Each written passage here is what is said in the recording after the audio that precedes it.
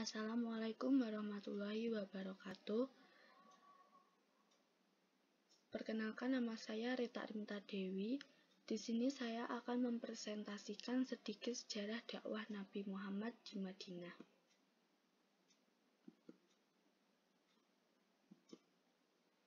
Perjuangan dakwah Nabi Muhammad di Madinah. Kondisi umum kota Madinah pada saat itu. Sebelum Nabi Muhammad SAW hijrah, kota Madinah dikenal dengan nama Yasrib, juga dikenal dengan Madinah An-Nabi, kota Nabi, atau Madinah Al-Munawwaroh, kota yang bercahaya. Kondisi tanah kota Madinah dikenal subur, juga terdapat oase-oase yang dimanfaatkan untuk lahan pertanian. Hijrah merupakan suatu ibadah dengan nilai pahala yang tinggi.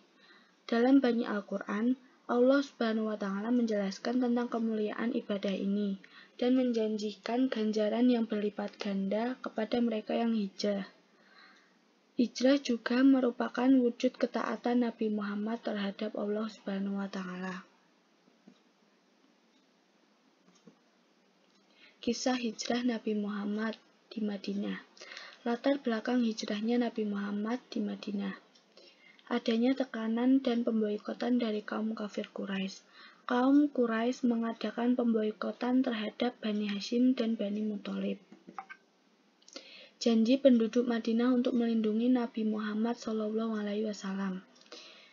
Tahun 621 Masehi, 13 penduduk Madinah datang menemui Rasulullah di Bukit Aqobah dan menyatakan keislamannya. Bait Aqobah 1. Dan pada tahun 622 Masehi, 73 penduduk Madinah juga datang ke Mekah dan menyatakan keislamannya, serta berjanji untuk senantiasa melindungi Rasulullah dan kaum muslimin. Wujud ketaatan Nabi Muhammad SAW terhadap perintah Allah. Rasulullah mendapat perintah dari Allah untuk berhijrah dan memisahkan diri dari kaum Quraisy dalam Quran Surat An-Nisa surat keempat ayat 100. Kronologi peristiwa hijrah Nabi Muhammad SAW ke Madinah. Pertama, rencana membunuh Nabi. Kaum kafir Quraisy mengadakan pertemuan di Dar'an Nadwah dan merencanakan membunuhnya. Kedua, Rasulullah berhasil keluar dari rumah. Namun beliau mengetahui hal tersebut dan mempercayai Ali untuk menggantikannya tidur. Rasulullah kemudian keluar dari rumah seraya membaca surat Yasin. Ketiga, hadiah untuk orang yang menangkap Nabi. Saat fajar tiba, kaum kafir Quraisy terkejut melihat Ali di tempat tidur Nabi dan mereka juga menjanjikan akan memberikan hadiah bagi yang menangkap Nabi. Keempat, bersembunyi di Gua Sur. Nabi Muhammad dan Abu Bakar singgah di gua tersebut selama 3 hari 3 malam. Atas pertolongan Allah, mulut gua tersebut tertutup sarang laba-laba. Kelima, Rasulullah melanjutkan perjalanan. Dalam perjalanan, beliau hampir ketangkap oleh Suraqah bin Malik, namun gagal. Keenam, Rasulullah sampai di Madinah. Sebelum tiba di Madinah, beliau singgah di Quba dan mendirikan Masjid Quba. Setelah sampai di Madinah, penduduk menyambut beliau dengan rombongan kaum muslimin Mekah. Substansi dan strategi dakwah Nabi Muhammad SAW di Madinah dapat dilihat dalam PPT berikut.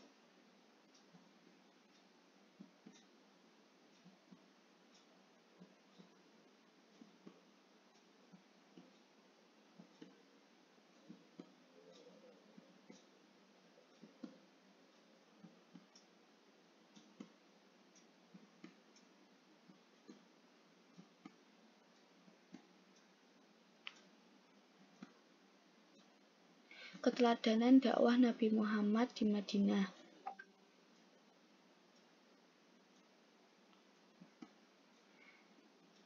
1. Semangat menjalani ukhuwah Islamiyah.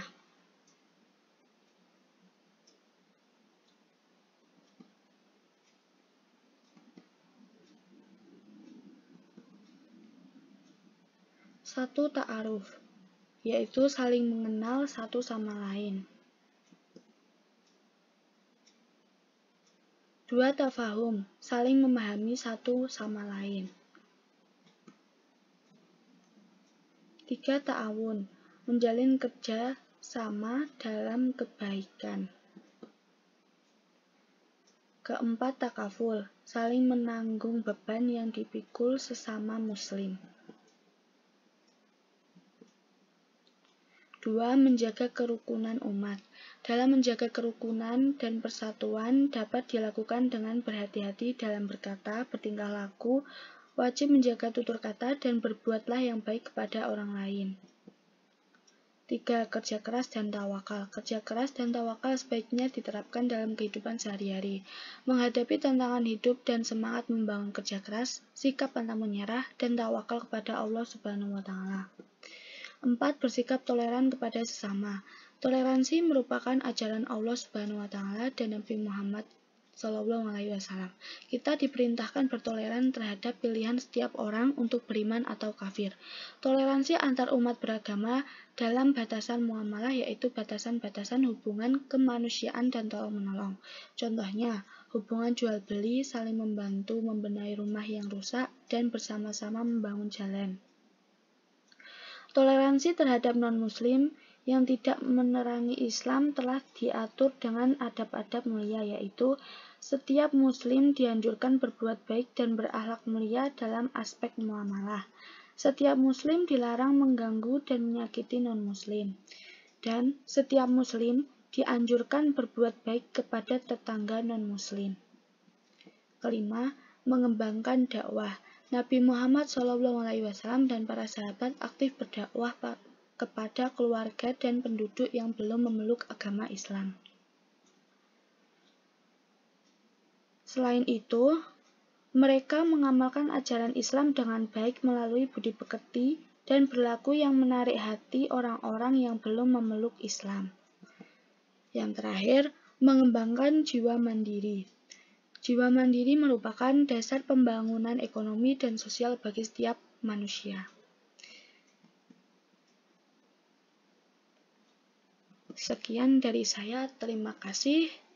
Mohon maaf apabila terdapat kesalahan.